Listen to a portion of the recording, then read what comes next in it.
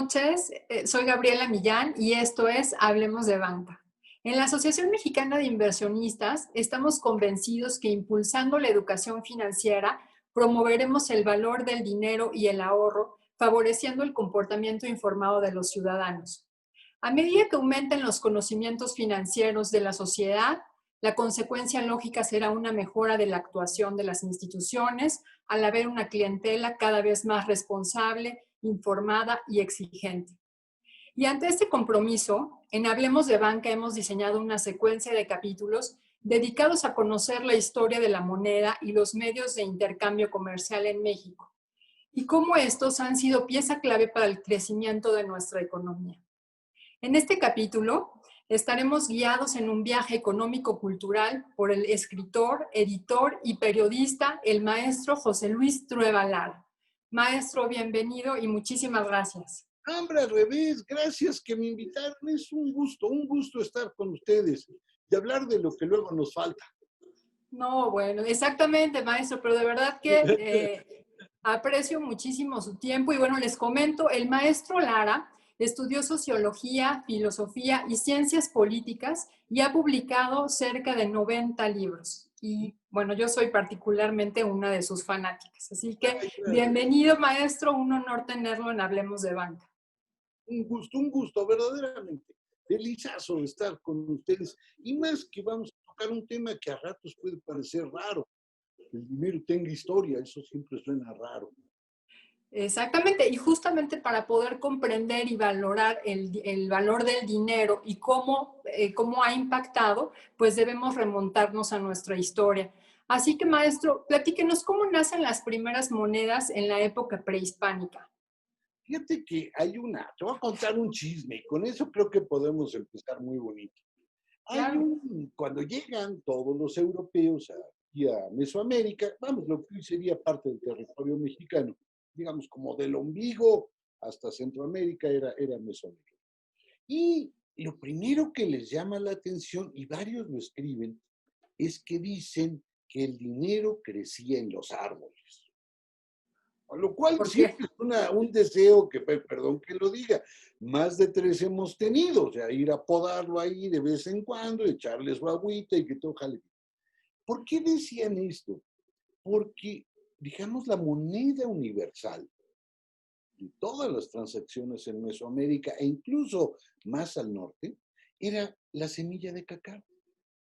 Tú con estas semillas llegabas a cualquier punto comercial y funcionaba como una moneda que era aceptada en todos lados. Y ojo, lo más curioso es que tenía déjame llamarle así, no sé si sea el nombre preciso, por la época, claro, pero nos ayuda a entenderlo.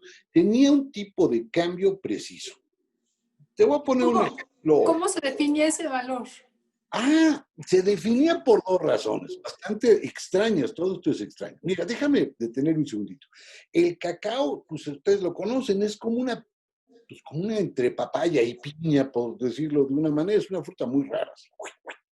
Y entonces, para que las semillas funcionen, hay que abrir el cacao, se tira el cacao, y tomas las semillas y con cuidado las separas, dejando que quede el cuerito de la fruta.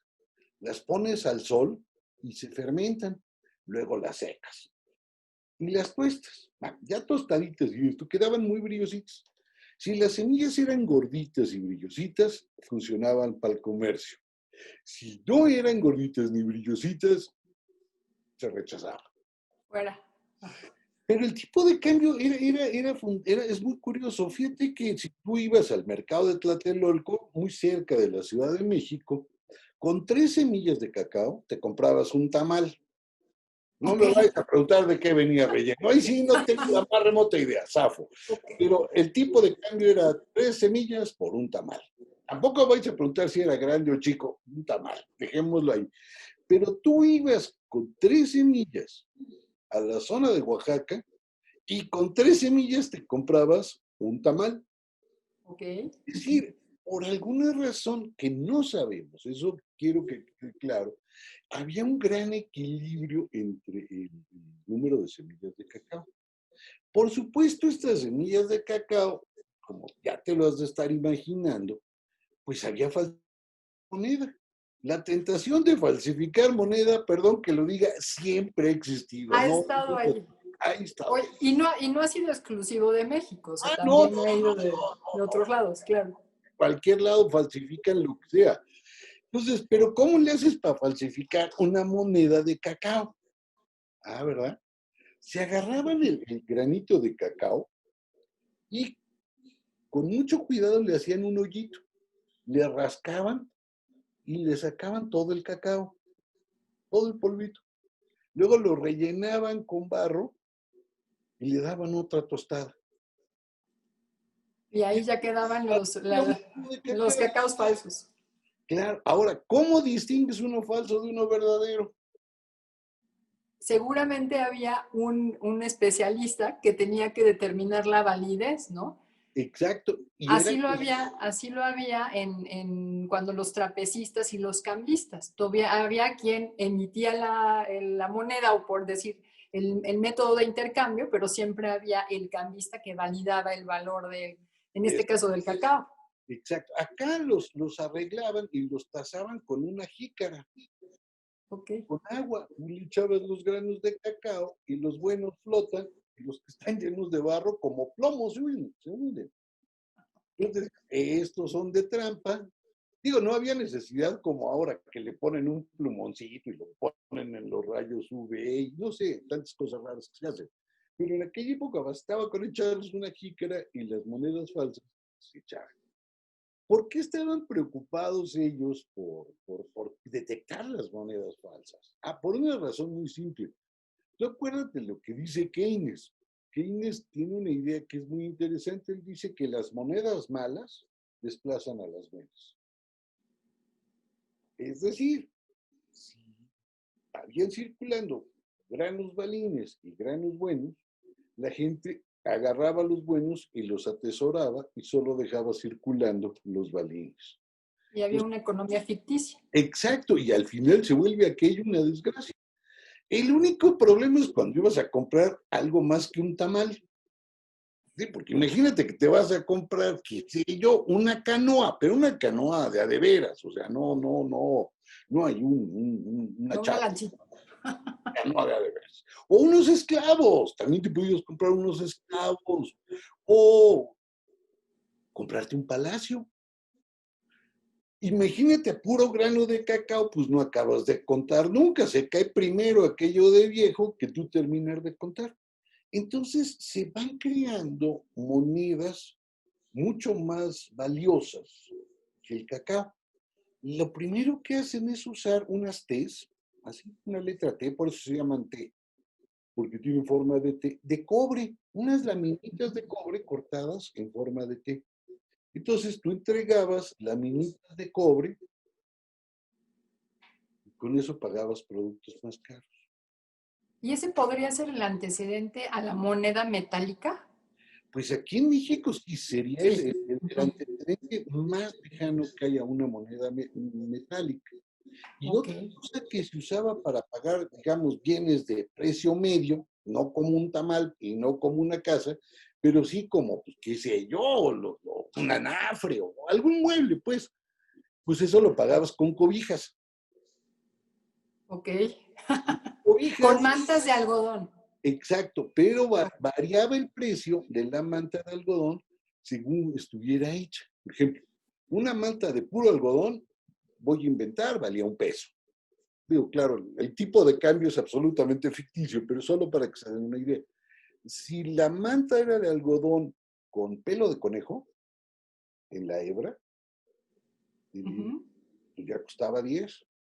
Si de pilón estaba pintada con grana, pues ya costaba 15. Y si era morada porque estaba pintada con tinta de caracol, con sangre de caracol, pues ya era un lujo faraónico, pues. Entonces, todos estos sistemas funcionaban. Lo que resulta muy curioso, y eso es muy extraño, es que todos estos sistemas tenían una regulación precisa. Es decir, tú llegabas a los mercados grandes, no hablo del tianguis de la esquina, no, ahí el asunto funcionaba con la pura jícara. Y Ujú. en el mercado grande, como el de Tlatelolco, había, por decirlo así, una policía de hacienda. Ok. No, digo, no, yo sé que el término O sea, no es, los antecedentes de Lolita están desde ahí. pero ahí estaban los antecedentes de, no, qué Lolita, puro dolor. O sea, ese era Ay, dolores, sí, no. Entonces, estos representantes del Estado, lo que hacían era vigilar que todas las transacciones fueran derechas y que todo ok. lo que se usara fuera derecho. En caso de que te pescaran haciendo trampa, es decir, metiendo granos de cacao falsos, test de cobre más chiquitas, alguna de estas quisieras de las tuyas, pues la condena era muerte. Nada, sin Ok. miramientos, o sea, no nada de que voy a juicio, a apelo, que la corte, nada, te sacan de las greñas, vámonos y te mataban. Cuello. Es decir, para ellos es un sistema monetario muy extraño para nosotros, pero para ellos era muy funcional. Y lo que toda la gente se pregunta es, oye, pero si había plata y había oro, ¿por qué no lo usaban? Correcto. Esa sería como la pregunta que todo el mundo le retumba en la cabeza. Bueno, lo que voy a decir soy bastante raro, porque la plata y el oro no eran considerados como un medio de intercambio, sino como un adorno.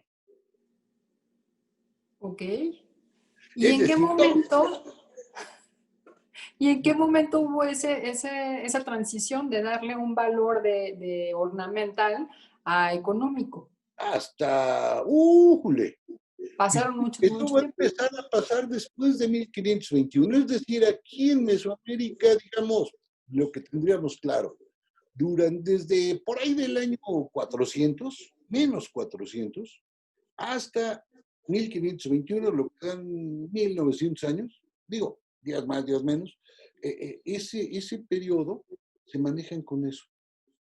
Antes de eso, Basi- trueque.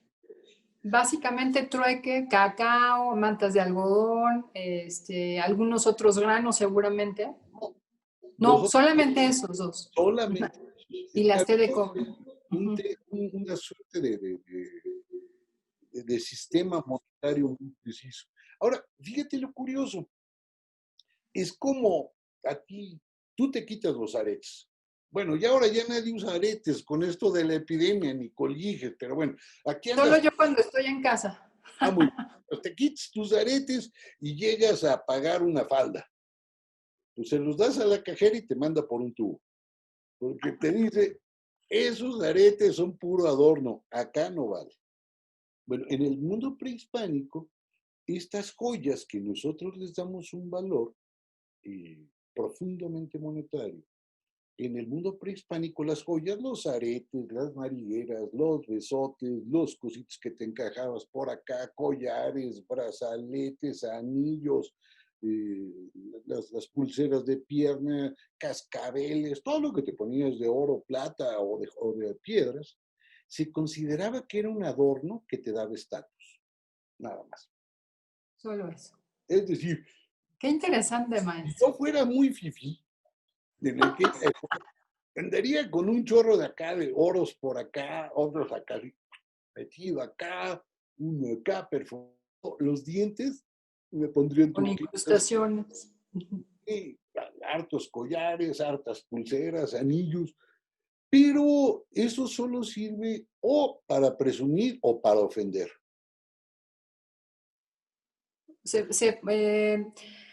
¿Era una ofensa para alguien? ¿En qué momento? ¿O Fíjate, en qué momento lo consideraban una ofensa? cua- perdón, entre los políticos, el oro, la plata, las plumas, que para ellos eran valiosísimas las plumas, las piedras verdes, de jade o del chalchihuitle, eran valiosísimas y el mero mero las usaba para ofender. Llegaba, te voy a poner un ejemplo, llegaba el soberano del pueblito fulano de tal que andaba pasándose de sabroso con los aztecas y llegaba a ver a Moctezuma. Moctezuma lo recibía pues, con todo ese poder que tenía, que te recibe, etcétera, y te decía, mira, yo soy pobre, soy tan pobre que te voy a hacer un regalo pequeñísimo. Y te dejaba caer 7 bultos de plumas, media tonelada de collares, etcétera. Ok. Pero nosotros no queremos guerra. Mira, ve a mi ejército. Y afuera formados un demonial de cuates armados hasta los dientes y con cara de malos. Y luego te decía, y tenemos que adorar a los dioses, mira. Y llegabas frente al templo mayor y de tu pueblo mataban unos 600. Entonces te decía, mira, la verdad es que yo no quiero pleitos porque estamos muy amolados, somos pobres, pacíficos, etcétera. Entonces tú dices, sí, sí, mejoras las paces. Es una ofensa brutal, Ok. porque es un desplante de poder padre. Por ejemplo, cuando llega Cortés, Moctezuma le manda un disco de oro, un disco de plata, plumas, etcétera, y el sonso de Cortés cree que se está echando para atrás, cuando en Que era realidad, una muestra. Ajá. exacto, él dice, no, pues es un tributo lo que me manda. Y Moctezuma lo que está pensando es, mira, mijita, agarra esto y ya, vete, no me estés dando lata, porque si le sigues adelante, te vas a enfrentar con nosotros. Es un mundo diferente. Por eso cuando mucha gente dice, es que los indígenas cambiaban oro por cuentas de vidrio, yo lo encuentro justísimo, porque las Claro, cuentas pues de vidrio también eran para adornarte. sí, sí, el Pero valor que tenía en ese momento era súper distinto, ¿no? claro, claro, es justo lo que pasa hoy con unos aretes de diamante. Como son escasos los diamantes, cuestan mucho. Claro. Y las cuentas de vidrio, pues eran requete escasas. Entonces, tener una cuenta de vidrio era andar allá en las alturas, era lo más nice y lo más pop-off. Sin embargo, fíjate, cuando termina la conquista, poco a poco se empiezan a descubrir los yacimientos de plata. No creas que tan rápido como lo vemos en la tele o en los libros de historia, pero digamos que en 30, 40 años ya le habían pegado al gordo. En el sentido estricto de la palabra, ya habían encontrado Zacatecas. Y cuando encuentran Zacatecas dicen, esto es la locura. Agárrense porque aquí sí hay lana. Y en ese momento entra el nuevo papel de la plata en nuestra economía. ¿Cómo es esa Exactamente. transición? Resulta que entonces la plata se va a convertir en el principal, todo el cacao, todo esto va a quedar casi relegado. Cuando digo casi relegado, es que hasta la época de Maximiliano todavía en algunos lugares se usa, Ok. pero el grueso de la economía queda, digamos, en patrón plata, por así decirlo. El único problema es cómo le hago yo para hacer monedas. Sí. Parece tonto, pero no es tanto. O sea, acabas de terminar la conquista, pues todavía estás explorando esto y necesitas monedas. Y ni modo de mandar las barras a España que las hagan monedas y luego te regresas con las monedas. Es decir, piratas de ida y de regreso no es negocio. Sí, sí. Entonces deciden traer aquí a Nueva España y fundar las primeras casas de moneda. Y estas casas de moneda no hacen ninguna moneda redonda. Eran de cómo salía. Salían pues, como amigas, por darle un nombre más o menos razón. Yo sé que lo que estoy diciendo se oye bastante menso, pero les juro que eran como amigas. Tú agarrabas el troquel, echabas Sí. aquí peso de plata fundido, lo ponías el troquel, ¡paz! Le dabas su golpe, y cuando quitabas, pues la moneda quedaba informe. Lo importante era el sello que se le daba. Exacto, porque eso Ok. decía que esto vale, voy a inventar un marco, o un real, medio real, o lo que fuera, pues, de la denominación que quieras y mandes. Lo interesante es que como quedaba toda deforme, ¿cómo sabías que era buena? También había cambistas. Por supuesto, nunca falta una tranza. Porque agarrabas tu moneda, redonda, que estaba toda así como hot cake mal hecho, y le quitabas un pedacito de plata. Ok. Y tú te quedabas con el pedacito. Claro, pero pasan 100 monedas, ya tienes 100 pedacitos. Digo, el chiste era que no se notara. Y a raíz de eso, en todo el comercio, se empezaron a quitar las jícaras con agua y se pusieron balanzas.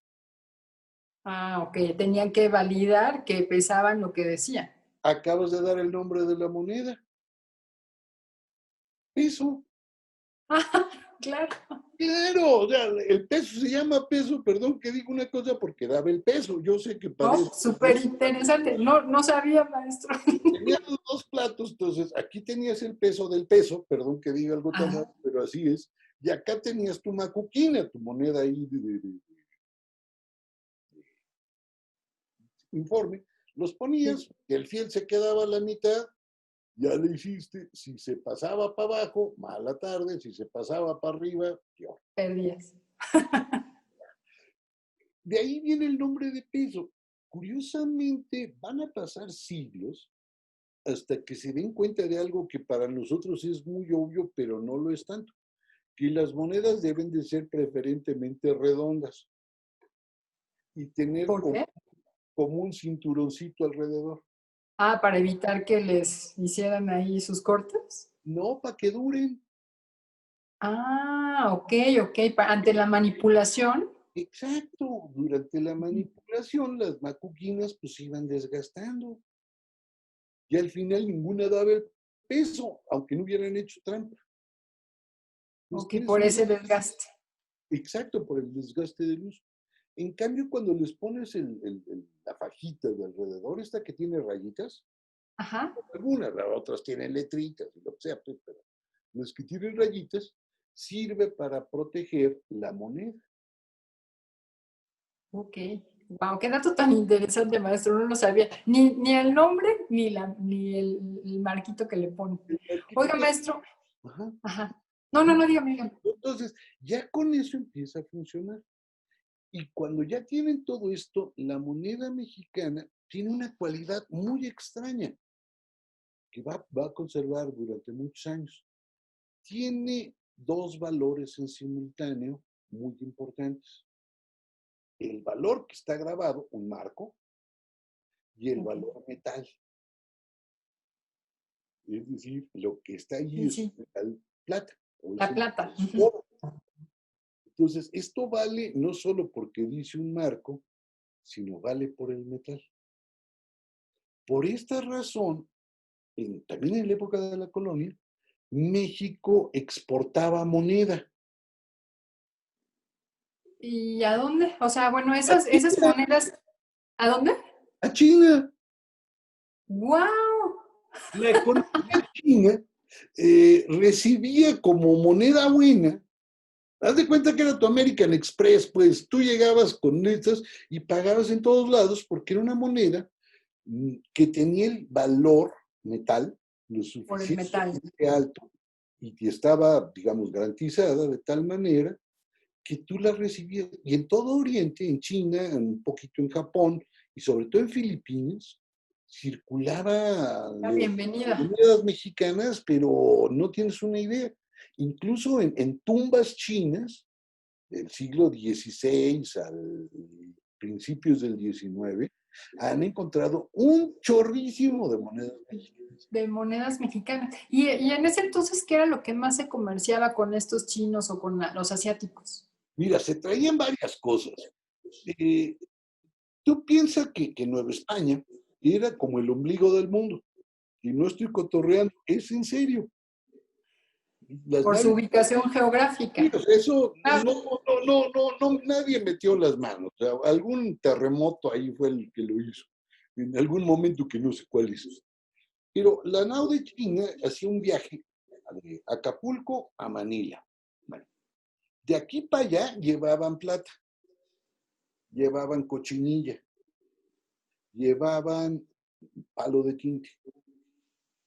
Y de allá para acá traen seda, traen marfiles, traen porcelana, traen muebles, traen especias. ok. Ahorita, por ejemplo, estamos en temporada de chile poblano. Ajá. La mitad del chile poblano es importado de allá. La canela la traen de allá, por ejemplo.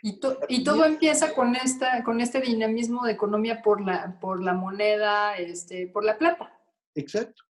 Ok. Entonces empiezan a traer todas estas cosas y luego atravesaban y de Veracruz andabas plata a Europa y de Europa venían telas, máquinas, animales, especias, semillas, frutas y el resultado, perdón que lo diga, es el chile poblano o el mole, perdón, el chile en nogada o el mole, que El son chile en nogada. espacios donde se nos muestra ese dinamismo económico en un platillo que tiene sin ningún problema ingredientes de lo que hoy serían pues unos 30 o 40 países distintos.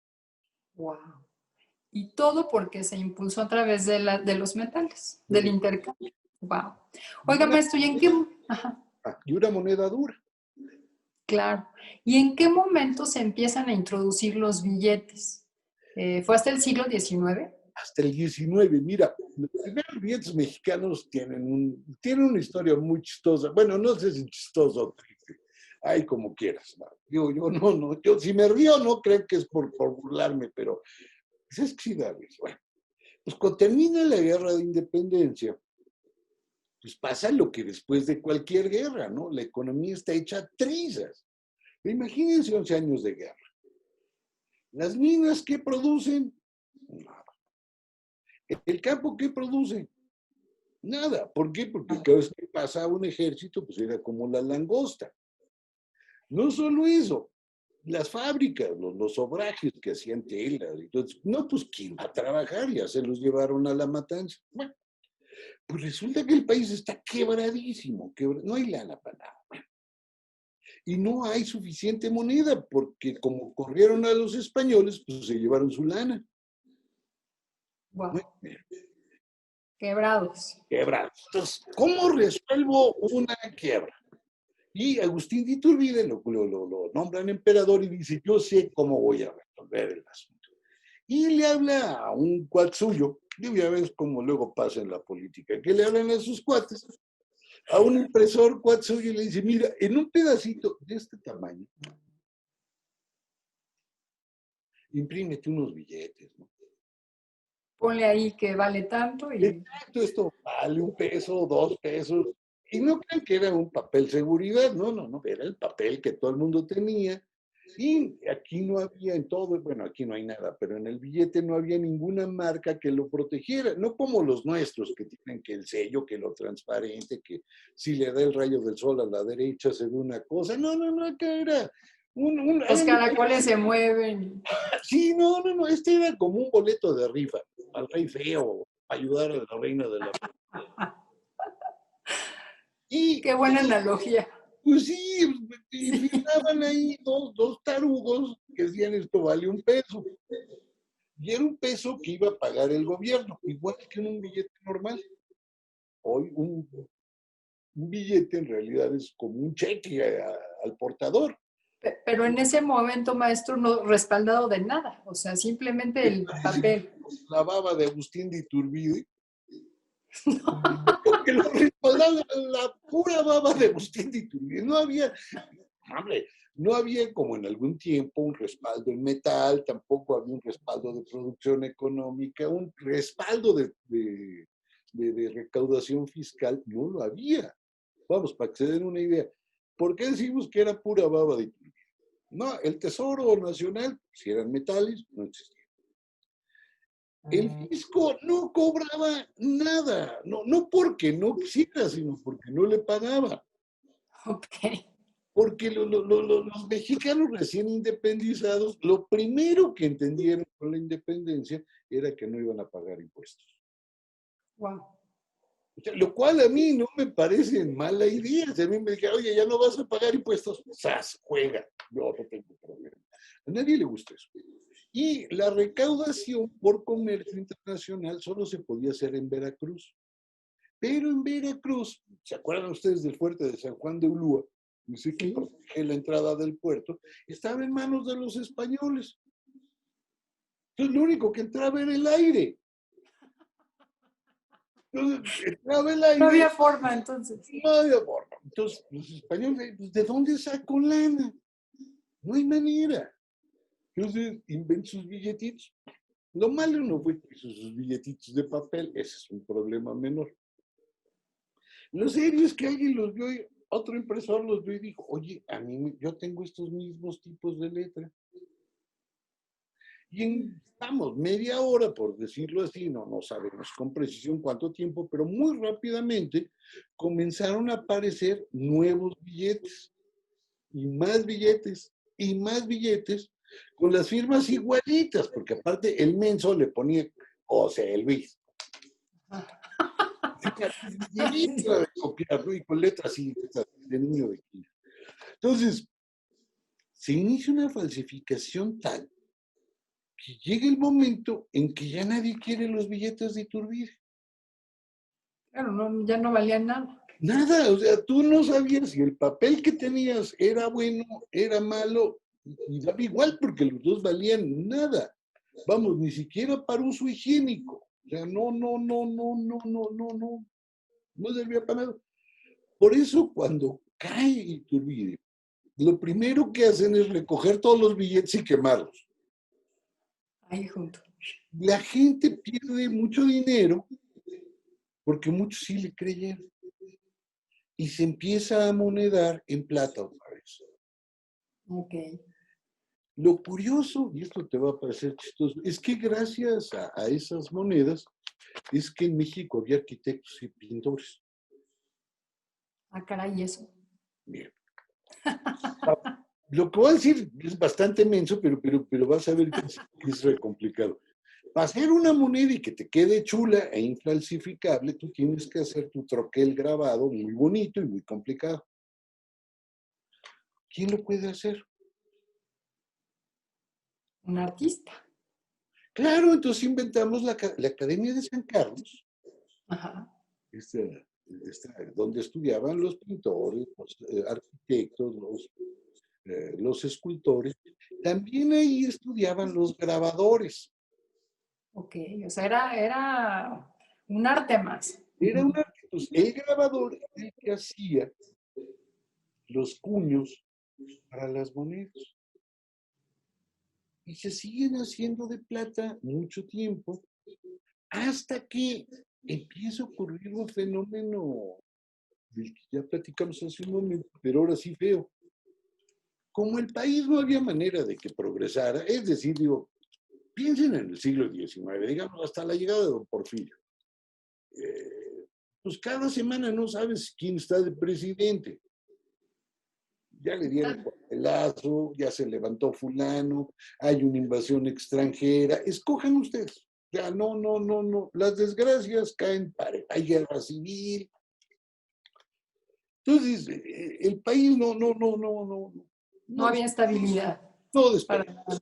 Uh-huh. Y nadie está dispuesto a invertir, por obvias razones. Tú decías, voy a poner un ejemplo de Pepe el Toro, para que vean. Uno de los espacios que tiene mayor impacto económico es la construcción, porque genera un chorro de cosas indirectas. En la Ciudad de México había desde la época colonial una gran tradición de edificios de vecindades. Y entonces la gente en la época de la colonia tenía el interés por construir para rentar los cuartitos. Y eso era un gran negocio. Aunque las rentas fueran muy bajas, como los cuartitos eran un chorro, pues de poquito en poquito Por llegó. volumen. Era un asunto de volumen, pues, como el cigarro hoy, que el chiste no es vender un cigarro, sino vender toneladas, o sea, una cosa muy chiquita. Pues en el siglo XIX, tú dices, yo me meto a construir una vecindad, y ya hay guerra, y me ¿En cañonean, qué momento me lo quitan, no? ¿sí? Y si me incendian los pasados, y sí. Entonces nadie construía nada, por dar un ejemplo. La Ciudad de México tiene un espacio en blanco casi de obra del siglo XIX. Digamos, por ahí de 1830 a poquito antes del Porfiriato, la ciudad casi no crece en construcciones, porque no hay confianza. ¿Y qué hacen los que tienen dinero? Lo entierran, porque tampoco hay bancos. O sea, ahí sí era mejor ponerlo debajo del colchón o... Y abajo del colchón o hacer un hoyo en la pared y luego lo volvías a enjarrar o lo enterrabas en un botijón en el patio. Digo, por eso se aparecen tantos fantasmas. Bueno, eso es lo que dicen. Yo nunca me he tocado con uno, Yo pero tampoco, maestro. Ya sí, quisiera aquí hay un encontrarlo. fantasma, haces un hoyo y ahí está la olla de oro. No puedo dar fe de. Pero lo que sí es un hecho es que no hay ni siquiera dónde guardar. Ok. Y entonces es hasta el momento de la revolución que viene a darse de nuevo esta transición de los metales. Bueno, más bien yo creo que es en el porfiriato, ¿verdad? Exacto, El exacto. porfiriato es el que inicia este dinamismo económico y ahí es donde se introducen otra vez billetes o hasta qué momento. De nueva cuenta se introducen billetes con una lógica que a mí me parece políticamente correcta, pero económicamente un horror. Don Porfirio dice, ya estuvo suave, dejen de hacer cada quien sus monedas. Pongo un ejemplo, había haciendas que producían su moneda. Ok, Claro, llegabas a la hacienda de al lado y pues, ya no. ya no. Cada quien emitía su propia moneda. Sí, o sea, era un caos ahí absoluto y nada funcionaba. En realidad la moneda, que algunas las hacían hasta con pedacitos de cobre, perdón, de cuero, Ajá. esta era para la tienda de raya, no Sí, para otra cosa. Cuando llega Porfirio Díaz y ya logra macizarse en el poder, a él se le ocurre que cada estado debe de tener un banco emisor. ok. Entonces Sus había, propios bancos de acuerdo al Estado.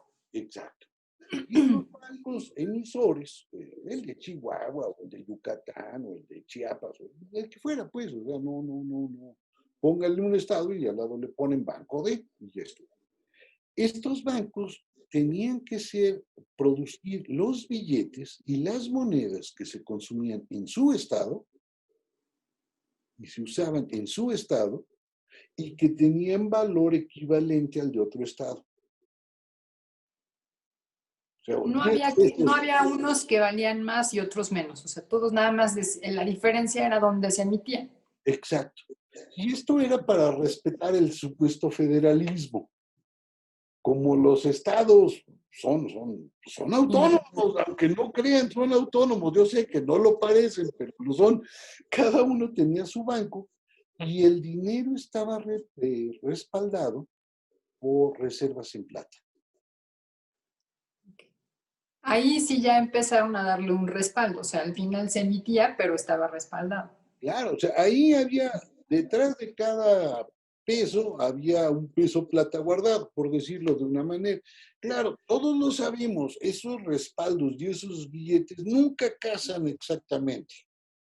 O sea, Exacto. si casaran exactamente, este mundo se ordenó por un acto milagroso. Y si yo rompo un billete, o sea, o se me moja un billete en la lavadora y ya no existe más, ya quedó más para abajo. Ah, claro, claro. O Sí, sea, sí. la Tiene exactitud, mucho sentido. Sí.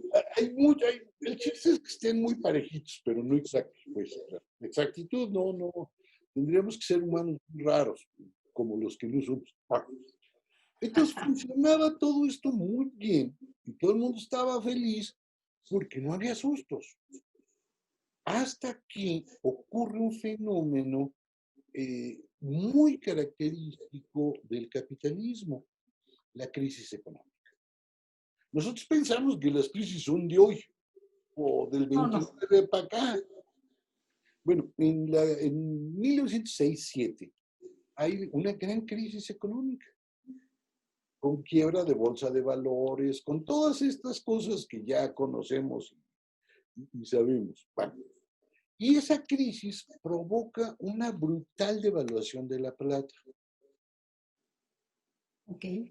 Entonces, mis 10 varos del Banco de Chihuahua ya no valen 10 varos, porque la plata Se se cayó. devaluó. Ujú. Y esto le toca a Manuel González, como presidente es el que hace hay un cuatrienio, a principios del porfiriato. Y don Manuel González dice, no, ¿saben qué? Esto del patrón plata no nos conviene. No nos conviene, porque como la plata fluctúa internacionalmente, nunca le vamos a atinar. Y quita el patrón plata, retira las monedas de plata y suelta monedas de cobre. Se armó la tremolina. La tremolina, la gente en muchos lugares sí tomó se levantó en armas. Aquí en la Ciudad de México, Manuel González, el presidente, tiene que salir de Palacio Nacional e ir a platicar con los rijosos, porque le dicen, es que estas monedas no valen. Y algo de razón tenían, porque las de plata tenían mayor valor metal. Que las de cobre. Claro. Y al final, bueno, ahí van dando tumbos hasta que, curiosamente, el patrón plata casi queda olvidado. Casi. El proyecto económico funciona muy bien, muy bien, hasta que empieza la revolución. ¿Y ahí cuáles fueron los principales cambios, maestro? Pues de nueva cuenta volvimos al billete respaldado por la baba.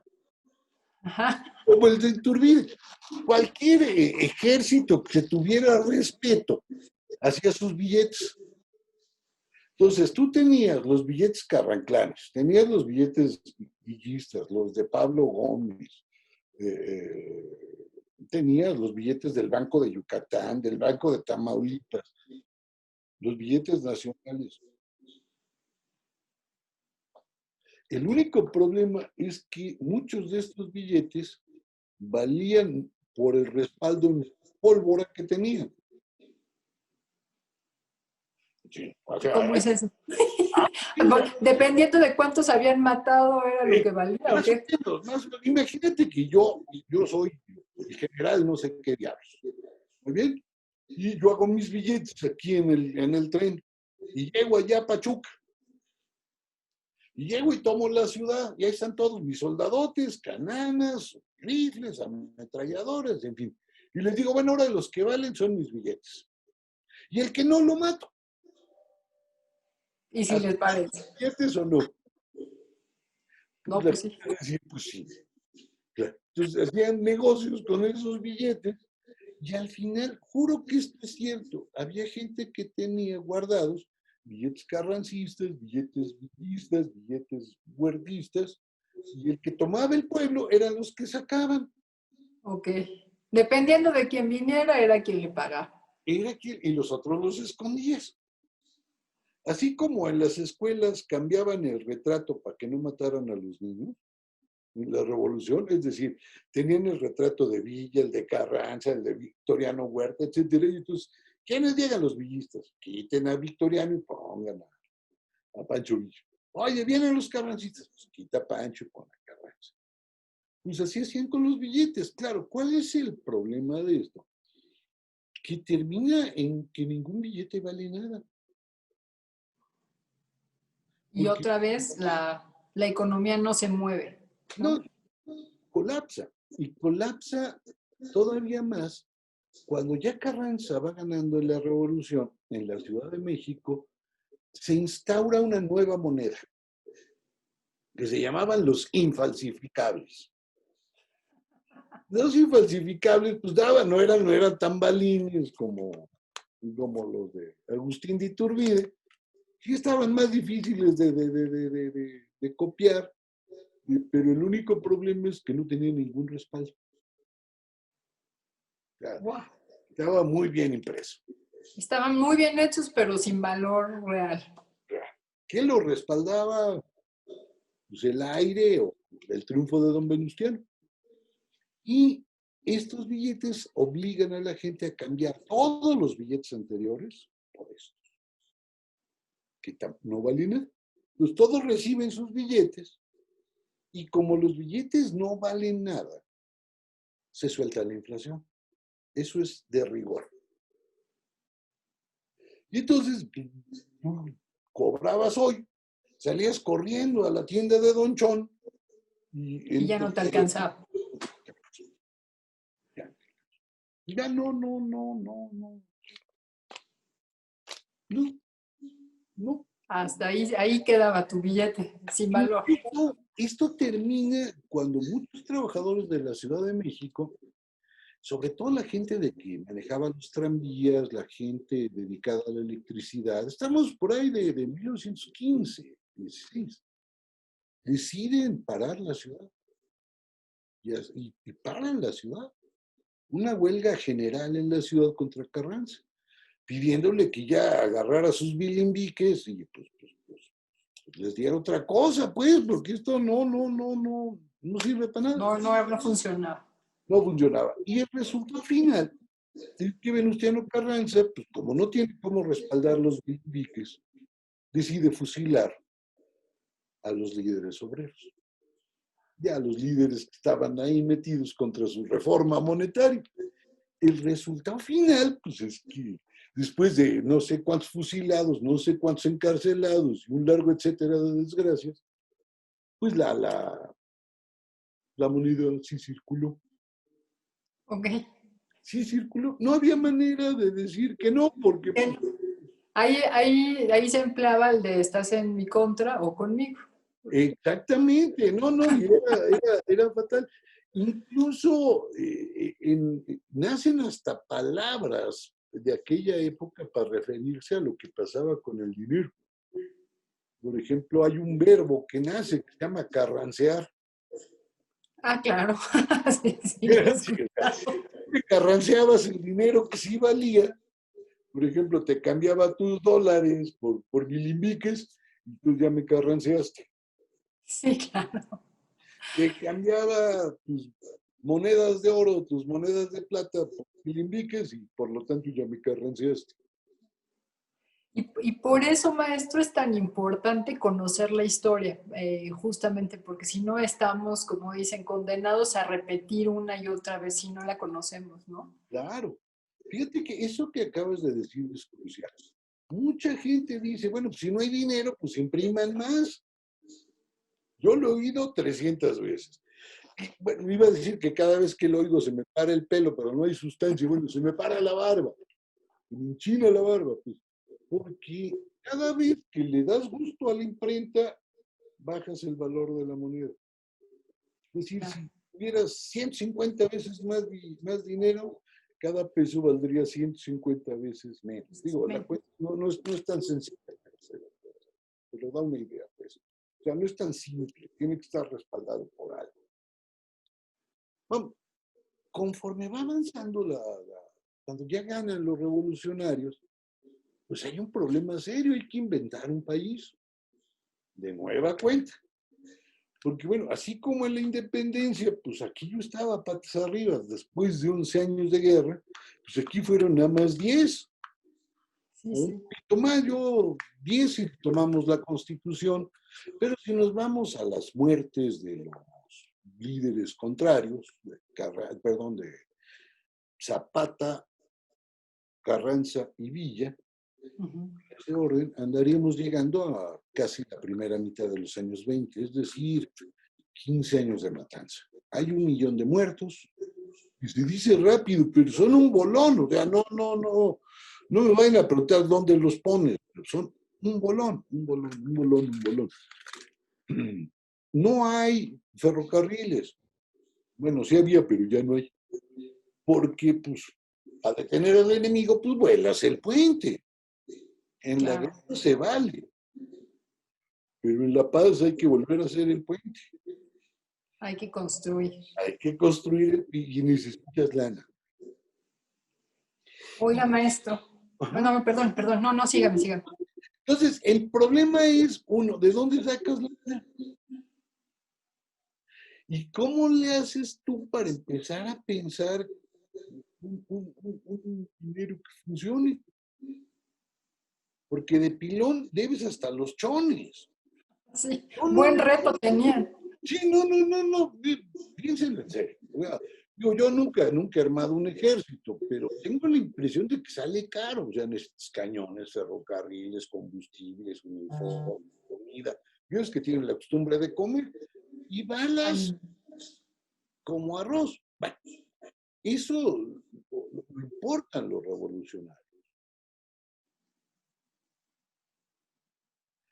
qué interesante. Cada vez que quemaste una hacienda de un gringo, el gringo ya reclamó. No creas que, ay, que ya me quemaron. No, no, va y reclama en su país y llega una reclamación diplomática y hay que pagar. Y la exigencia estaba tremendo. Tremendo, y tú dices, oye, ¿y con qué vas a pagar? No tengo. Ahí aplicaba, no debo, sí debo, no niego, pago no tengo. No tengo. ¿Con qué quieres que pague, Max? Si quieres te mando ahorita 20 ferrocarriles de Bilimbiques. Claro, nadie en su sano juicio aceptaba ni una carretilla. Entonces, tiene que volver a regularse el sistema financiero. Y esto forma parte de una cosa que luego olvidamos, que resulta fundamental para el país. Hasta que se acaba la revolución, el país fue de hombres fuertes, de caudillos. Obregón fue el último caudillo. Sí. Y Díaz era un caudillo, y, bueno, etc. Santana pues, tenía todo para ser un caudillo. Juárez es un caudillo. Es más de un siglo de caudillo. Y la nueva apuesta es crear un país donde se asuma que pueden existir algo rarísimo que se llaman instituciones. Claro. Oiga, maestro, y ahí lo voy a interrumpir. Por favor. Justamente lo voy a interrumpir, le voy a decir por qué, para que dejemos en el siguiente capítulo la historia de después de la revolución, cómo se fueron construyendo esas instituciones que Sí, nos han llevado al sistema financiero que tenemos hoy. ¿Qué le parece? eso está padrísimo, porque ese es otro mundo rarísimo, cómo lo fueron haciendo, y es algo muy extraño, porque solo lo logramos cuando abrimos las puertas al extranjero. Es correcto, es correcto. Porque Ay, si maestro, he disfrutado muchísimo esta charla. Yo podría estar aquí horas y horas y horas, pues ya pero sabes, ya, ay, lo sé, maestro. Quisiera agradecerle de verdad en nombre de la Asociación Mexicana de Inversionistas y del programa Hablemos de Banca, el tiempo que nos dedicó el día de hoy y pues invitar a todos a que sigan la continuidad de estos capítulos, justamente, y les repito, con la idea de fomentar la educación financiera. Maestro Trueba, Lara Trueba, le super aprecio muchísimo el tiempo y gracias. yo te mando un abrazo, así fuerte, fuerte, fuerte. Digo, no, no, así pues. Y lo recibo con muchísimo cariño. Con mucho cariño a todos. Pronto nos vemos para platicar de lo que pasó después cuando se bajaron de los caballos y se subieron a los pacas. Padrísimo. Pues muchísimas gracias y muy buenas noches todos. Órale, buenas noches. Duerman bien.